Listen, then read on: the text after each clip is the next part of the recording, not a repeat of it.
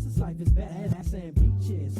Surrounded by my nature, no need to worry about these player haters and my culture. I got love for my people, still rapping Guam, staying true. All right, welcome back, everybody. Thursday morning continues here as we creep towards the 10 o'clock hour, but we got some really good news to tell you about very, very positive things that we here at KUAM are unbelievably honored just to be able to do for our community, which we love so much. You know, the KUAM Care Force is our community service initiative, founded in no small part by our next guest in the Zoom room, our CEO, Marie Calvo-Monge. Half a day, Marie. Half a day, Jace. We make it seem like we're a million miles apart. You're like 30 feet away over in your office and everything like that. But, you know, the fact that we are always all together, each and every one of us at the because basically if you work at KUAM, you're a part of the KUAM Care Force, and that's not mandated. All of us are volunteers. All of us really, really love giving back. And we got two really, really cool events that we want to talk about this morning. Yeah, so, you know, KUAM, we've been participating in Giving Tuesday for a while now. And a few years ago, we were approached by the national organization and asked to be ambassadors for Guam. And so we kind of, you know, took that responsibility and ran with it in continuing what we do with the community.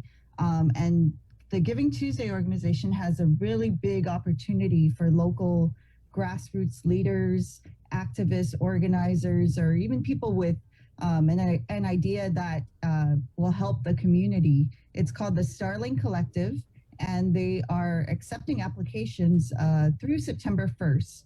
It's a pretty cool program in that really, like, you don't have to be an established, you know, a renowned leader or known, you know, in big circles. You may just have an idea that you think would really benefit the community. And so they're looking for people from all over the world to join this to grant this fellowship to.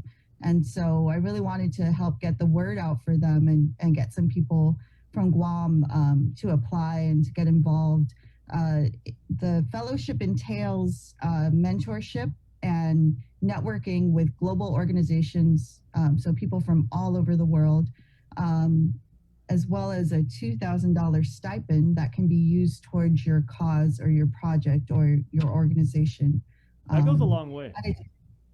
It will really, when you're looking at the grassroots level, it's something that can just set something into motion. Another cool thing about this fellowship is that the age requirement, you can be in high school or middle school even. I think the minimum age to apply is 13. So it's 13 years of age. And basically, yeah, it's not too stringent of an application process.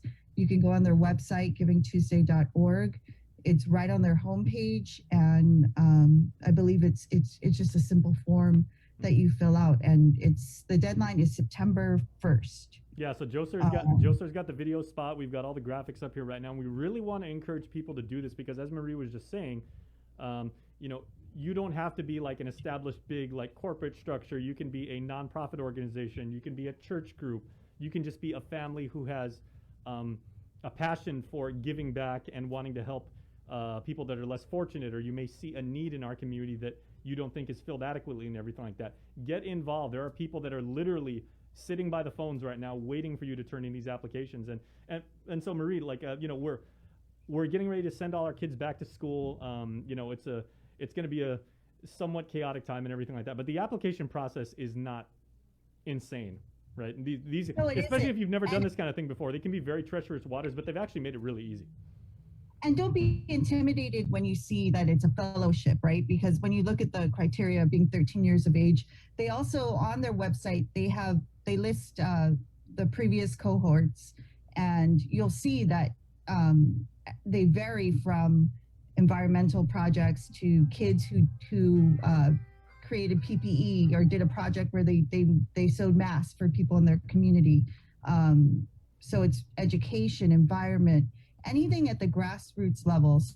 So just, I mean, at the very least, just check it out. You know, you take a shot at it because it's a very worthwhile fellowship. And I have to tell you, this organization, this Giving Tuesday organization, they're incredible. You know, they provide so many resources to anybody who wants to join the movement. So can you believe this this coming December, it's going to be what, the 6th year that we participated in Giving Tuesday. I believe so. Yeah, Yes. and I remember you walked into the conference room, and Chris and Sabrina and I were just like sitting there eating lunch, and you're like, guys, check this out. I've got something for you guys, and we're like, we need some ideas about what we can do, and each of us, didn't say, oh man, here's another assignment, or this is one more thing we got to do. We're like, hey, I've got a really cool idea and ways that we can actually improve our community. And one thing is that we've always, and Bree and Chris can attest to this, and you as well, Jace, is that community service has always been at the heart of what we do. But when we kind of labeled it or kind of rallied around the Giving Tuesday movement, it just kind of helped us organize things that we did every year anyway. So it's something that we're going to continue, and it would be so great to see someone from our local community be a part of this fellowship. Yeah, and if you do it, please make sure to reach out to us when you are approved and everything like that. We would love to cover it. We would love to shine the light on what wonderful things you are doing for our community, because at the end of the day, we're all just neighbors and we benefit from it as much as you do. So thank you for everyone who's going to reach out. And now, so that's part one. Part two is our ongoing promotion, which we've got about 40 hours left for Fill the Bus. We got a big box right here in our lobby. We're right across the street from Cosula. So if you would like to help donate school supplies, we were just talking with the superintendent about there is a need for that. GDOE is making supplies available to its students and everything, but we want to do what we can too, and we're helping our friends at the Salvation Army.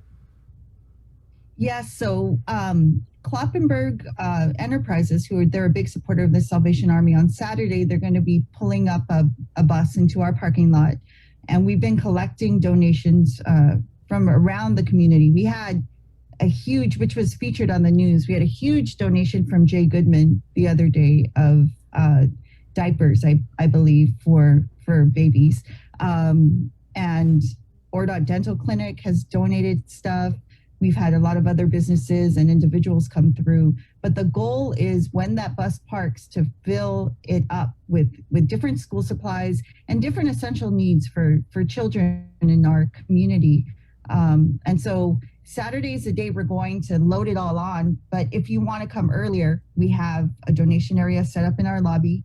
You can come and drop your stuff there, looking for school supplies, food pantry essentials, backpacks, whatever you can. Anything big or small will add to the collective donation that we're going to be making to help kids. Now, obviously, there is a very, very practical advantage, because we're going to give these kids, composition books, writing instruments, pens, pencils, markers, what have you, and everything like that. So there's going to be a tangible benefit when the kids head back to class on Monday. But as our friends at the Salvation Army have mentioned, Marie, there's also the psychological advantage of telling these kids, hey, I have something, I have these tools, they're all mine. I know I'm well equipped to go out there and be the best I can be. Exactly. And it's great that these kids will be getting these stipends and other support. But as parents, we know what a kid can go through, what their needs are, and how those lists of school supplies just add up. And things like other essentials like food and diapers and other things that our children may need. The need is just so great. And this is just part of, again, we talk about Giving Tuesday and we rally around that day in December, but part of what the organization is kind of trying to encourage their different ambassadors to do is just to make every day Giving Tuesday. And so with that, we've created some other drives and events throughout the year and throughout this, especially with the pandemic. There are a lot of people suffering out there. So we just want to do what we can and get the word out, to help those in need. Yeah, and you know what, everybody? We are just the conduits, all of us at the KUM Care Force. The fact that the community comes out and participates, their time, their donations, their contributions, their love, their sentiments, and everything like that, that is what truly makes each and every one of our community service initiatives a success. And each one of them has been a win. And we are batting 1,000 on this thing. Yes, so come and help us fill the bus, however you can. All right. Well, Marie, you have always been, the figurehead of each one of our initiatives, and it's our pleasure to have somebody at the head of our company always wanting to do great things for the community. Thanks, Jace.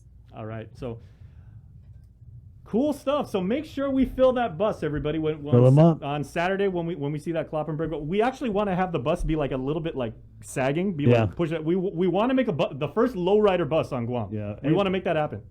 I also wanted to lower the bus, we should call it. Just if we could just take a sec to congratulate the KUAM news team, as I know that our Tomas Maglotnia had won a few different awards for Indigenous Native journalism. I think he won about 3 first-place finishes in a few different categories. So, nice. He actually swept. Yeah. He first, second, and third. Yeah. And the great thing, he entered the student category, I believe, but he credited KUAM for. I mean, he entered those awards with KUAM. So. Yeah. So fitting that we're showing the Olympics right now, and Tomas got gold, silver, and bronze. Yeah, it's a sweep. And to all of you too, I know you mentioned you did the trivia earlier, but it's our 65th anniversary for KUAM TV. So happy anniversary. Happy 60th. Well, we have now. That means that KUAM has reached retirement age, but we're not done. We're still doing this thing every single day. We're gonna bring programming to you. How about like a mini retirement? We could do like a mini. All right. Yeah. Thanks, Marie. Yeah. Thank you. We'll see you guys. All right. We're taking a quick break, and we're back with more of The Link next, right here. Good morning. Pastrami is back at Subway.